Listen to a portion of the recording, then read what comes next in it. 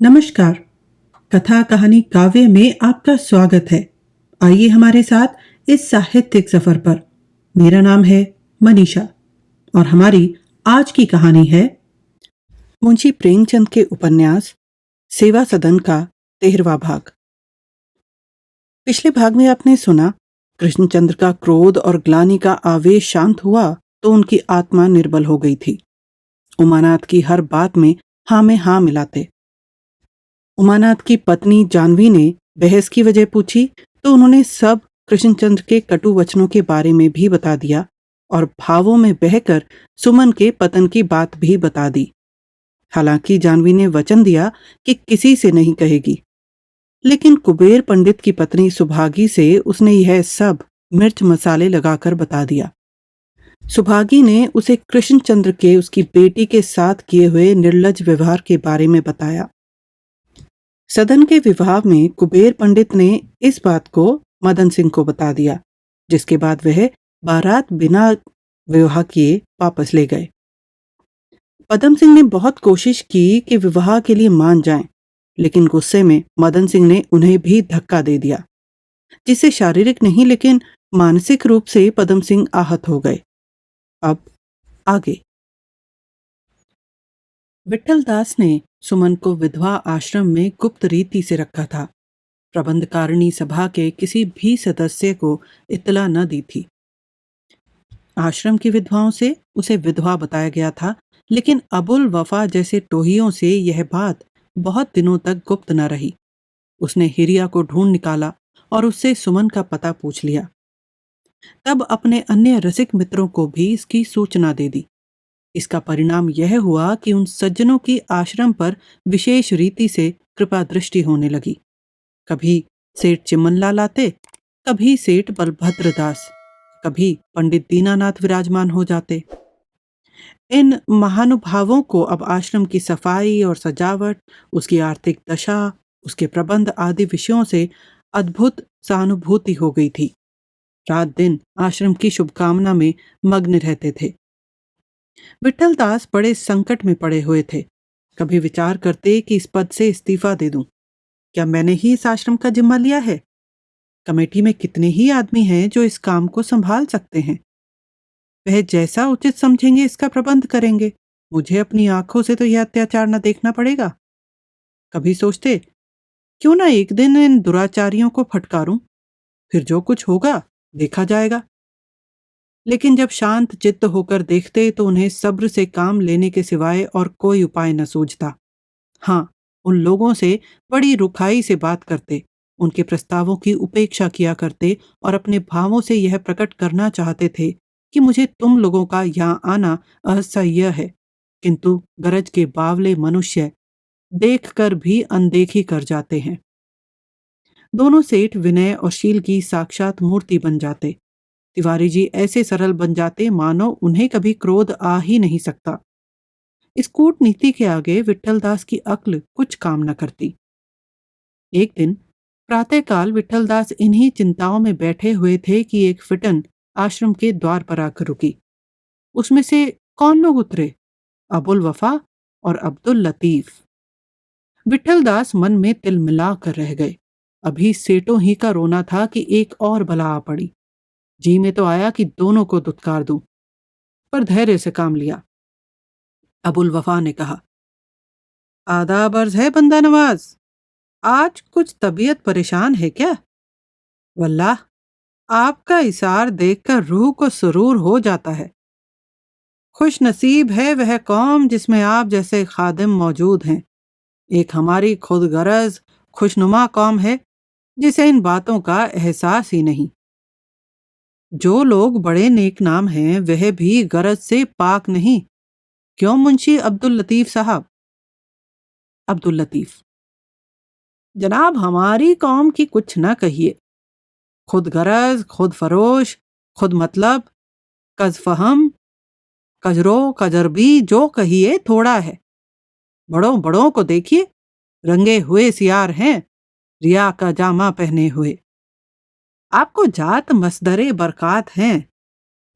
ऐसा मालूम होता है कि खुदा ताला ने मलायक में से इंतखाब करके आपको इस खुश नसीब कौम पर नाजिल किया है।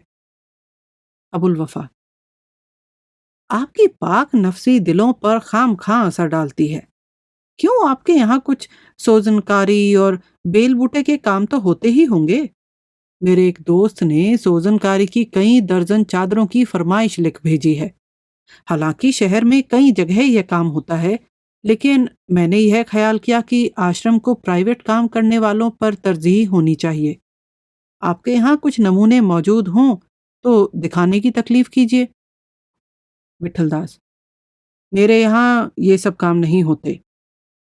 अबुल वफा, मगर होने की जरूरत है। आप दरियाफ्त कीजिए, कुछ मस्तूरात जरूर यह काम जानती होंगी। हमें ऐसी कोई उजलत नहीं है, फिर हाजिर होंगे। 1, 2, 4, 10 बार आने में हमको इनकार नहीं है। आप अपना सब कुछ निसार कर रहे हैं, तो क्या मुझसे इतना भी ना होगा। मैं इन मामलों में कौमी तफरीक मुनासिब नहीं समझता। विठल दास, मैं इस मेहरबानी के लिए आपका मशकूर हूँ, लेकिन कमेटी ने यह फैसला कर दिया है कि यहाँ इस किस्म का कोई काम न कराया जाए। इस वजह से मजबूर हूँ। यह कहकर विठल दास उठ खड़े हुए। अब दोनों सज्जनों को लौट जाने के सिवाय और कोई उपाय न सूझा। मन में विठल दास को गालियां देते हुए फिटन पर सवार हो गए। लेकिन अभी फिटन की आवाज कान में आ रही थी कि सेठ चिमन लाल की मोटर कार आ पहुंची। सेठ जी शान से उतरे, विठल दास से हाथ मिलाया और बोले, क्यों बाबू साहब, नाटक के विषय में आपने क्या राय की। शकुंतला नाटक भरथरी का सबसे उत्तम ग्रंथ है। इसे अंग्रेज बहुत पसंद करते हैं। जरूर खेलिए, कुछ पार्ट याद कराए हों तो मैं भी सुनूं। कभी कभी कठिनता में हमको ऐसी चालें सूझ जाती हैं जो सोचने में ध्यान में नहीं आती। विठलदास ने सोचा कि इन सेठ जी से कैसे पिंड छुड़ाऊं, लेकिन कोई उपाय न सूझा। इस समय अकस्मात उन्हें एक बात सूझ गई। बोले, जी नहीं, इस नाटक के खेलने की सलाह नहीं हुई। मैंने तो इस मामले में बड़े साहब से राय ली थी, उन्होंने मना कर दिया। समझ में नहीं आता कि ये लोग पॉलिटिक्स का क्या अर्थ लगाते हैं। आज बातों ही बातों में मैंने बड़े साहब से आश्रम के लिए कुछ वार्षिक सहायता की प्रार्थना की, तो क्या बोले कि मैं पॉलिटिकल कार्यों में सहायता नहीं दे सकता। मैं उनकी ये बात सुनकर चकित हो गया। पूछा, आप आश्रम को किस विचार से पॉलिटिकल संस्था समझते हैं। इसका केवल यह उत्तर दिया कि मैं इसका उत्तर नहीं देना चाहता। चिमनलाल के मुख पर हवाइयां उड़ने लगी। बोले, तो साहब ने आश्रम को भी पॉलिटिकल समझ लिया। विठलदास, जी हाँ, साफ कह दिया। तो क्यों महाशय, जब उनका यह विचार है तो यहाँ आने जाने वालों की देखभाल भी अवश्य होती होगी। जी हाँ, और क्या। लेकिन इससे क्या होता है, जिन्हें जाति से प्रेम है वे इन बातों से कब डरते हैं। जी नहीं, मैं उन जाति प्रेमियों में से नहीं। अगर मुझे मालूम हो जाए कि ये लोग रामलीला को पॉलिटिक्स समझते हैं तो उसे भी बंद करा दूं। पॉलिटिकल के नाम से मेरा रोया थरथराने लगता है। आप मेरे घर में देखाइए, भगवत गीता की एक कॉपी भी नहीं है। मैंने अपने आदमियों को कड़ी ताकीद कर दी है कि बाजार से चीजें पत्ते मिलाया करें। मैं रद्दी समाचार पत्रों तक की पुड़िया घर में नहीं आने देता। महाराणा प्रताप की एक पुरानी तस्वीर कमरे में थी, उसे मैंने उतार कर संदूक में बंद कर दिया है। अब मुझे आज्ञा दीजिए। यह कहकर वह तोंद सहलाते हुए मोटर की ओर लपके। विठलदास मन में खूब हंसे। अच्छी चाल सूझी, लेकिन इसका बिल्कुल विचार न किया था कि झूठ कितना बोलना पड़ा और इससे आत्मा का कितना ह्रास हुआ। यह सेवा धर्म का पुतला अपने निज के व्यवहार में झूठ और चालबाजी से कोसों भागता था, लेकिन जातीय कार्यों में अवसर पड़ने पर उसकी सहायता लेने में संकोच न करता था। चिमनलाल के जाने के बाद विठलदास ने चंदे का रजिस्टर उठाया और चंदा वसूल करने को उठे, लेकिन कमरे से बाहर भी न निकले थे कि सेठ बलभद्र दास को पैर गाड़ी पर आते देखा। क्रोध से शरीर जल उठा। रजिस्टर पटक दिया और लड़ने पर उतारू हो गए। बलभद्र दास ने आगे बढ़कर कहा, कहिए महाशय, कल मैंने जो पौधे भेजे थे वह आपने लगवा दिए या नहीं। जरा मैं देखना चाहता हूँ, कहिए तो अपना माली भेज दूं। विठलदास ने उदासीन भाव से कहा। जी नहीं, आपको माली भेजने की आवश्यकता नहीं और न वह पौधे ही लग सकते हैं। क्यों? लग क्यों नहीं सकते? मेरा माली आकर सब ठीक कर देगा। आज ही लगवा दीजिए, नहीं तो वे सब सूख जाएंगे। सूख जाएं चाहे रहें, पर वह यहाँ नहीं लग सकते। नहीं लगाने थे तो पहले ही कह दिया होता। मैंने सहारनपुर से मंगवाए थे। बरामदे में पड़े हैं, उठवा ले जाइए। सेठ बलभद्र दास अभिमानी स्वभाव के आदमी थे। यों वे शील और विनय के पुतले थे, लेकिन जरा किसी ने अकड़कर बात की, जरा भी निगाह बदली कि वे आग हो जाते थे। अत्यंत निर्भीक, राजनीति कुशल पुरुष थे। इन गुणों के कारण जनता उन पर जान देती थी। उसे उन पर पूरा विश्वास था। उसे निश्चय था कि न्याय और सत्य के विषय में ये कभी कदम पीछे न उठाएंगे। अपने स्वार्थ और सम्मान के लिए जनता का अहित सोचेंगे। डॉक्टर श्यामाचरण पर जनता का यह विश्वास न था। जनता की दृष्टि में विद्या, बुद्धि और प्रतिभा का उतना मूल्य नहीं होता जितना चरित्र बल का। विठल दास की यह रूखी बातें सुनकर बलभद्र दास के तेवरों पर बल पड़ गए। तनकर बोले, आज आप इतने अनमने क्यों हो रहे हैं? मुझे मीठी बातें करने का ढंग नहीं आता। मीठी बातें न कीजिए, लेकिन लाठी तो न मारिए। मैं आपसे शिष्टाचार का पाठ नहीं पढ़ना चाहता। आप जानते हैं, मैं भी प्रबंधकारिणी सभा का मेंबर हूं। जी हां, जानता हूं। चाहता तो प्रधान होता, जानता हूं। मेरी सहायता किसी से कम नहीं है। इन पुरानी बातों को याद दिलाने की क्या जरूरत? चाहूं तो आश्रम को मिटा दूं। असंभव। सभा के सब मेंबर मेरे इशारे पर नाच सकते हैं। संभव है। एक दिन में इसका कहीं पता ना चले।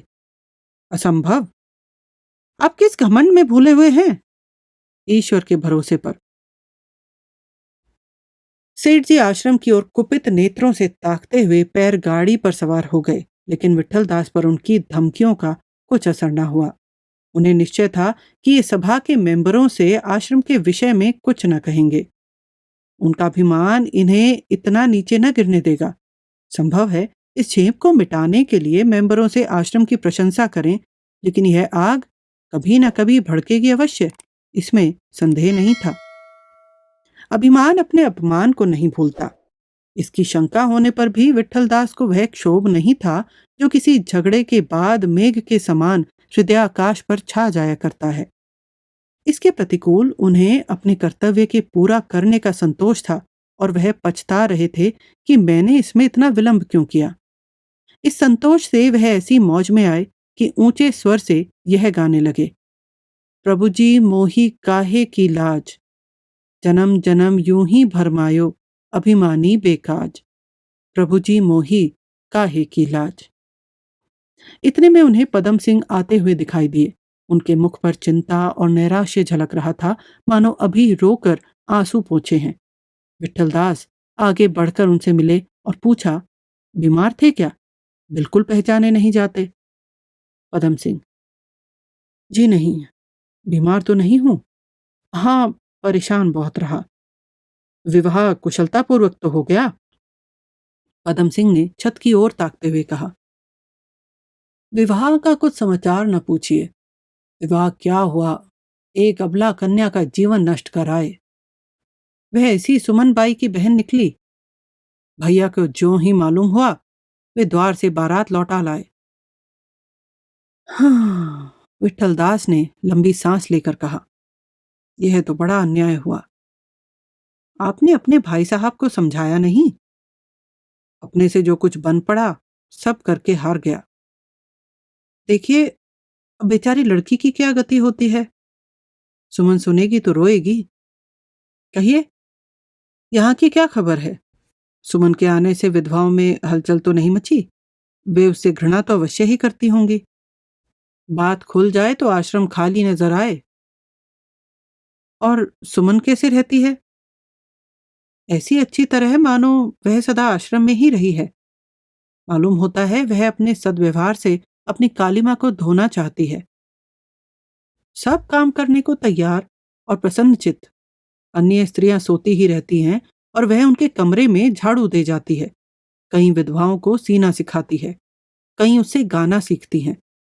सब प्रत्येक बात में उसकी राय लेती हैं। इस चार दीवारी के भीतर अब उसी का राज्य है। मुझे कदापि ऐसी आशा न थी। यहाँ उसने कुछ पढ़ना भी शुरू कर दिया है। और भाई, मन का हाल तो ईश्वर जाने। देखने में तो अब उसका बिल्कुल काया पलट सा हो गया है। पदम सिंह: नहीं साहब, वह स्वभाव की बुरी स्त्री नहीं है। मेरे यहाँ महीनों आती रही है। मेरे घर में उसकी बड़ी प्रशंसा किया करती थी। यह कहते कहते झेप गए। कुछ ऐसे कुसंस्कार ही हो गए जिन्होंने उससे यह अभिनय कराए। सच पूछिए तो हमारे पापों का दंड उसे भोगना पड़ा। हाँ, कुछ उधर का समाचार भी मिला। सेठ बलभद्र दास ने कोई और चाल चली? हाँ साहब, वे चुप बैठने वाले आदमी नहीं हैं। आजकल खूब दौड़ धूप हो रही है। 2-3 दिन हुए हिंदू मेंबरों की एक सभा भी हुई थी। मैं तो न जा सका, पर विजय उन्हीं लोगों की रही। अब प्रधान के 2 वोट मिलाकर उनके पास 6 वोट हैं और हमारे पास कुल 4। हाँ, मुसलमानों के वोट मिलाकर बराबर हो जाएंगे। तो हमको कम से कम 1 वोट और मिलना चाहिए। इसकी कोई आशा? मुझे तो कोई आशा नहीं मालूम होती। अवकाश हो तो चलिए जरा डॉक्टर साहब और लाला भगत राम के पास चलें। हाँ चलिए, मैं तैयार हूँ। यद्यपि डॉक्टर साहब का बंगला निकट ही था, पर इन दोनों आदमियों ने एक किराए की गाड़ी की। डॉक्टर साहब के यहाँ पैदल जाना फैशन के विरुद्ध था। रास्ते में विठलदास ने आज के सारे समाचार बढ़ा बढ़ा कर बयान किए और अपनी चतुराई को खूब दर्शाया। पदम सिंह ने यह सुनकर चिंतित भाव से कहा, तो अब हमको और सतर्क होने की जरूरत है। अंत में आश्रम का सारा भार हम ही लोगों पर आ पड़ेगा। बलभद्र अभी चाहे चुप रह जाएं, लेकिन इसकी कसर कभी ना कभी निकालेंगे अवश्य। विठलदास: मैं क्या करूं? मुझसे यह अत्याचार देखकर रहा नहीं जाता। शरीर में एक ज्वाला सी उठने लगती है। कहने को तो ये लोग विद्वान बुद्धिमान हैं, नीतिपरायण हैं, पर उनके ऐसे कर्म। अगर मुझसे कौशल से काम लेने की सामर्थ्य होती तो कम से कम बलभद्र दास से लड़ने की नौबत ना आती। यह तो एक दिन होना ही था। यह भी मेरे ही कर्मों का फल है। देखो अभी और क्या क्या गुल खिलते हैं। जब से बारात वापस आई है, मेरी विचित्र दशा हो गई है। न भूख है न प्यास। रात भर करवट बदला करता हूँ। यही चिंता लगी रहती है कि उस अभागिन कन्या का बेड़ा कैसे पार लगेगा। अगर कहीं आश्रम का भार सिर पर आ पड़ा तो जान ही पर बन जाएगी। ऐसी अथाह दलदल में फंस गया हूं कि ज्यों-ज्यों ऊपर उठना चाहता हूं और नीचे दबा जाता हूं। यही बात करते करते डॉक्टर साहब का बंगला आ गया। 10 बजे थे। डॉक्टर साहब अपने सुसज्जित कमरे में बैठे हुए अपनी बड़ी लड़की मिस कांति से शतरंज खेल रहे थे। मेज पर 2 टेरियर कुत्ते बैठे हुए बड़े ध्यान से शतरंज की चालों को देख रहे थे और कभी-कभी जब उनकी समझ में खिलाड़ियों से कोई भूल हो जाती थी तो पंजों से मोहरों को उलट पलट देते थे। मिस कांति उनकी शरारत पर हंसकर अंग्रेजी में कहती थी, यू नॉटी। मेज की बाईं ओर एक आराम कुर्सी पर सैयद तेग अली साहब विराजमान थे और बीच बीच में मिस कांति को चालें बताते जाते थे। इतने में हमारे दोनों मित्र जा पहुंचे। डॉक्टर साहब ने उठकर दोनों सज्जनों से हाथ मिलाया। मिस कांति ने उनकी ओर दबी निगाहों से देखा और मेज पर से एक पत्र उठाकर पढ़ने लगी। डॉक्टर साहब ने अंग्रेजी में कहा, मैं आप लोगों से मिलकर बहुत प्रसन्न हुआ। आइए आप लोगों को मिस कांति से इंट्रोड्यूस करा दूं। परिचय हो जाने पर मिस कांति ने दोनों आदमियों से हाथ मिलाया और हंसती हुई बोली, बाबा अभी आप लोगों का जिक्र कर रहे थे। मैं आपसे मिलकर बहुत प्रसन्न हुई। डॉक्टर श्यामचरण: मिस कांति अभी डलहौजी पहाड़ से आई हैं। इनका स्कूल जाड़े में बंद हो जाता है। वहाँ शिक्षा का बहुत उत्तम प्रबंध है। यह अंग्रेजों की लड़कियों के साथ बोर्डिंग हाउस में रहती हैं। लेडी प्रिंसिपल ने अब की इनकी प्रशंसा की है। कांति, जरा अपनी लेडी प्रिंसिपल की चिट्ठी इन्हें दिखा दो। मिस्टर शर्मा, आप कांति की अंग्रेजी बातें सुनकर दंग रह जाएंगे। यह मुझे कितने ही नए मुहावरे सिखा सकती है। मिस कांति ने लजाते हुए अपना प्रशंसा पत्र पदम सिंह को दिखाया। उन्होंने उसे पढ़कर कहा, आप लैटिन भी पढ़ती हैं? डॉक्टर साहब ने कहा, लैटिन में अब की परीक्षा में इन्हें एक पदक मिला है। कल क्लब में कांति ने ऐसा अच्छा गेम दिखाया कि अंग्रेज लेडियां दंग रह गईं। हाँ, अब की बार आप हिंदू मेंबरों के जलसे में नहीं थे? जी नहीं, जरा मकान पर चला गया था। आप ही के प्रस्ताव पर विचार किया गया है। मैं तो उचित समझता हूं कि अभी उसे बोर्ड में पेश करने में जल्दी न करें। अभी सफलता को बहुत कम आशा है। तेग अली बोले, जनाब, मुसलमान मेंबरों की तरफ से तो आपको पूरी मदद मिलेगी। डॉक्टर, हाँ, लेकिन हिंदू मेंबरों में तो मतभेद है। पदम सिंह, आपकी सहायता हो जाए तो सफलता में कोई संदेह न रहे। डॉक्टर, मुझे इस प्रस्ताव से पूरी सहानुभूति है, लेकिन आप जानते हैं मैं गवर्नमेंट का नामजद किया हुआ मेंबर हूं।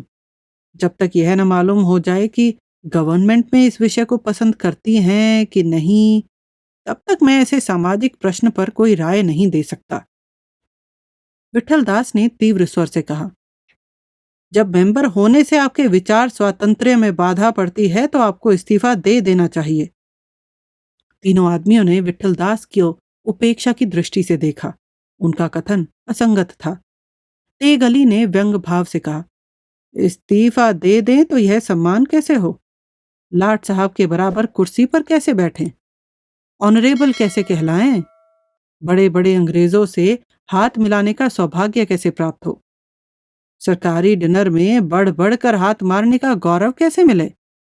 नैनीताल की सैर कैसे करें? अपनी वक्तृता का चमत्कार कैसे दिखाएं? यह भी तो सोचिए। विठल दास बहुत लज्जित हुए। पदम सिंह पछताए कि विठल दास के साथ नाहक आए। डॉक्टर साहब गंभीर भाव से बोले, साधारण लोग समझते हैं कि इस लालच से लोग मेंबरी के लिए दौड़ते हैं।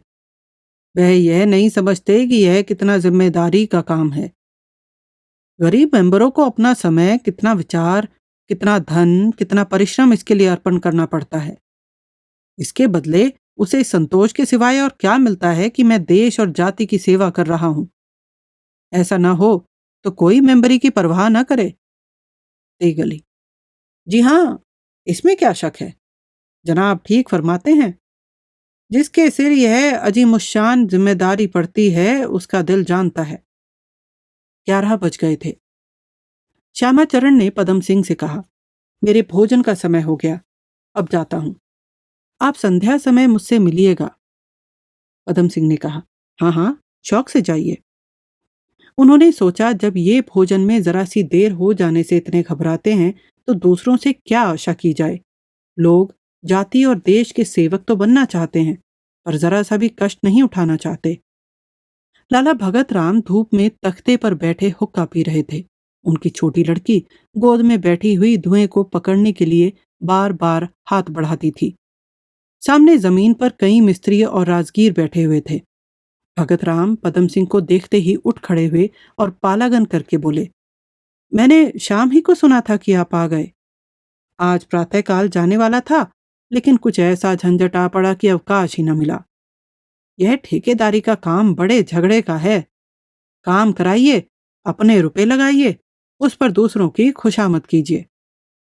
आजकल इंजीनियर साहब किसी बात पर ऐसे नाराज हो गए हैं कि मेरा कोई काम पसंद नहीं आता। एक पुल बनवाने का ठेका लिया था, उसे 3 बार गिरवा चुके हैं। कभी कहते हैं यह नहीं बना, कभी कहते हैं वह नहीं बना। नफा कहां से होगा? उल्टे नुकसान होने की संभावना है। कोई सुनने वाला नहीं। आपने सुना होगा, हिंदू मेंबरों का जलसा हो गया। पदम सिंह, हाँ सुना, और सुनकर शोक हुआ। आपसे मुझे पूरी आशा थी। क्या आप इस सुधार को उपयोगी नहीं समझते? भगत राम, इसे केवल उपयोगी ही नहीं समझता, बल्कि हृदय से इसकी सहायता करना चाहता हूं। पर मैं अपनी राय का मालिक नहीं हूं। मैंने अपने को स्वार्थ के हाथों में बेच दिया। मुझे आप ग्रामोफोन का रिकॉर्ड समझिए। जो कुछ भर दिया जाता है वही कह सकता हूं, और कुछ नहीं। लेकिन आप यह तो मानते हैं कि जाति के हित में स्वार्थ से पार्थक्य होना चाहिए।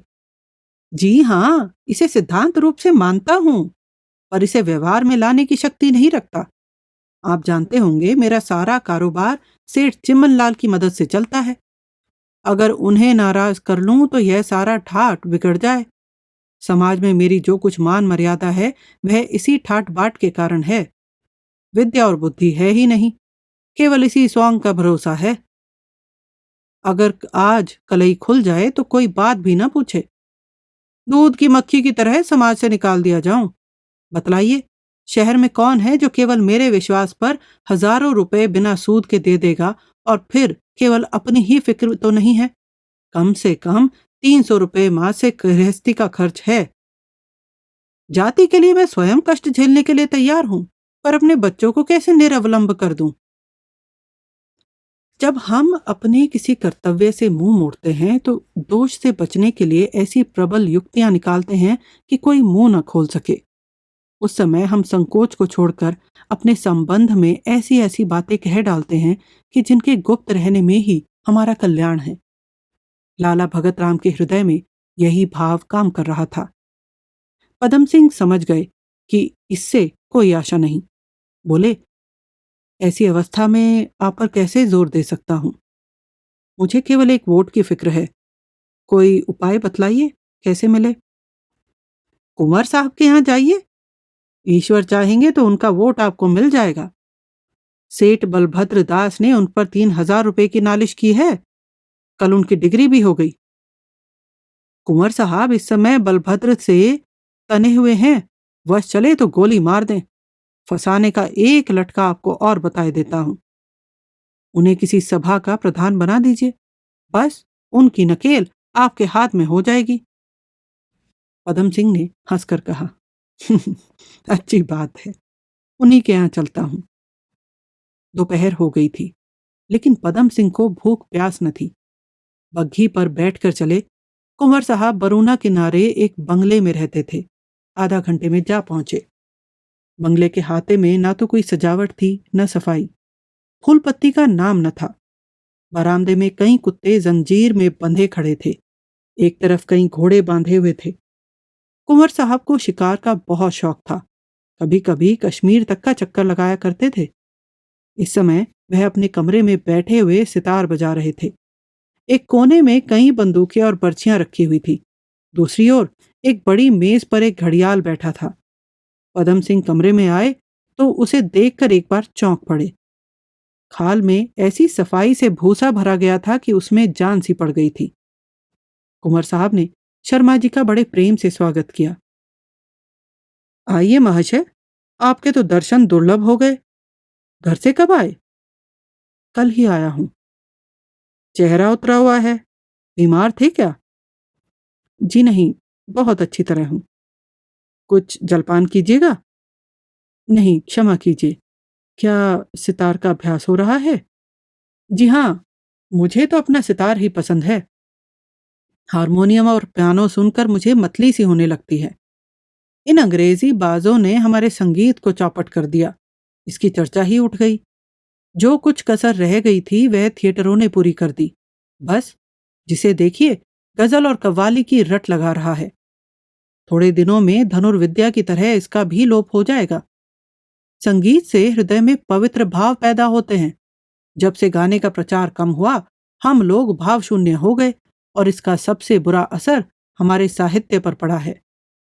कितने शोक की बात है, जिस देश में रामायण जैसे अमूल्य ग्रंथ की रचना हुई, सूर सागर जैसा आनंदमय काव्य लिखा गया, उसी देश में अब साधारण उपन्यासों के लिए हमको अनुवाद का आश्रय लेना पड़ता है।